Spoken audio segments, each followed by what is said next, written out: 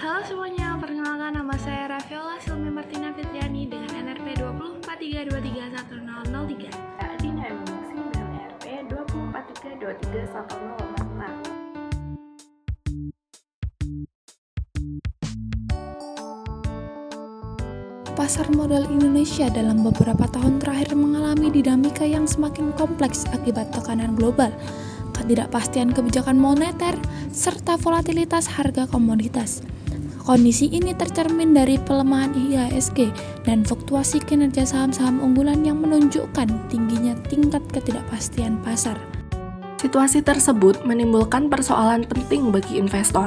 Apakah harga saham yang terbentuk di pasar sudah mencerminkan nilai wajarnya atau justru menyimpang dari kondisi fundamental perusahaan?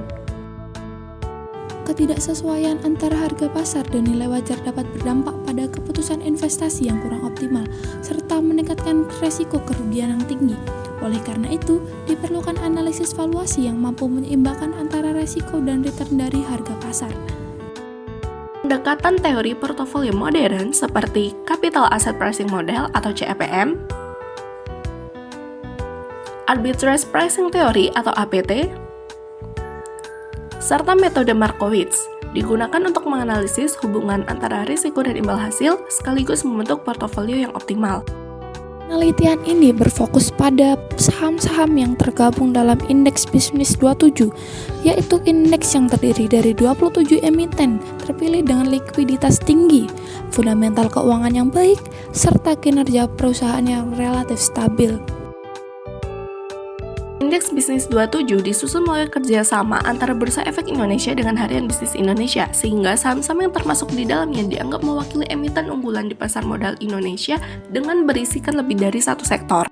Namun demikian, pembentukan portofolio optimal tidak cukup hanya mempertimbangkan kondisi saat ini, tanpa melihat bagaimana pergerakan harga saham di masa yang akan datang.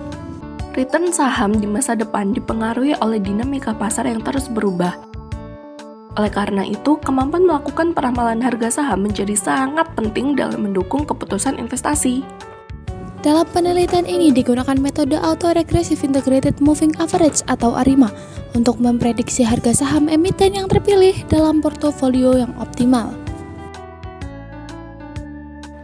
Tujuan penelitian ini adalah memperoleh portofolio optimal dengan tingkat risiko dan return yang efisien sekaligus memberikan gambaran mengenai pergerakan harga saham di masa depan. Penelitian ini menggunakan data sekunder berupa harga saham historis yang diperoleh dari Yahoo Finance dan Bursa Efek Indonesia, serta data IHSG dan nilai tukar yang bersumber dari Bank Indonesia.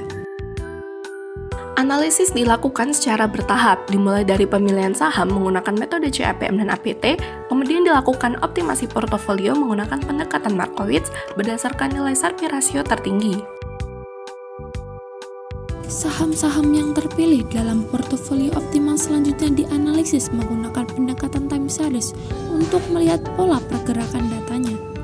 Tahapan analisis time series meliputi uji kestasioneritasan data, identifikasi model ARIMA melalui pola ACF dan PACF, estimasi parameter, uji diagnostik residual, hingga proses peramalan harga saham.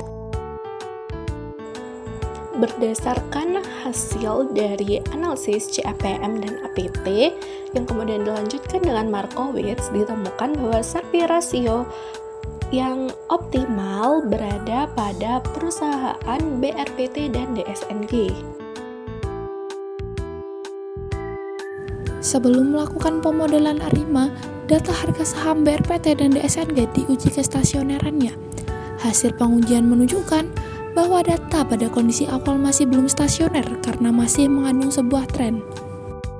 Oleh karena itu, dilakukanlah proses differencing agar data menjadi stasioner dan layak digunakan dalam permodelan ARIMA. Berdasarkan pola ACF dan PACF, model ARIMA 010 dipilih untuk saham BRPT dan DSNG. Hasil uji diagnostik menunjukkan bahwa model ARIMA pada saham DSNG telah memenuhi asumsi white noise sehingga layak digunakan untuk peramalan, sementara model BRPT belum sepenuhnya optimal. Hasil peramalan menunjukkan bahwa harga saham BRPT dan DSNG cenderung mengikuti pola historis terakhir. Saham BRPT memperlihatkan tren kenaikan dengan tingkat ketidakpastian yang lebih tinggi, sementara saham DSNG menunjukkan pergerakan yang relatif stabil dan fluktuasi yang lebih kecil. Saham BRPT menunjukkan kecenderungan tren kenaikan dengan tingkat ketidakpastian yang relatif lebih tinggi, sedangkan saham DSNG bergerak lebih stabil dengan fluktuasi yang lebih kecil. Secara keseluruhan, hasil penelitian menunjukkan bahwa portofolio optimal yang terbentuk memiliki kinerja resiko dan return yang efisien. Meskipun hasil peramalan menunjukkan potensi expected return positif, investor tetap perlu mempertimbangkan adanya risiko akibat ketidakpastian pasar. Oleh karena itu, hasil penelitian ini diharapkan dapat digunakan sebagai alat pendukung dalam pengambilan keputusan investasi. Sebagai saran, penelitian selanjutnya dapat memperluas periode data serta membandingkan metode peramalan lainnya agar hasil yang didapatkan dapat menjadi lebih akurat dan lebih komprehensif.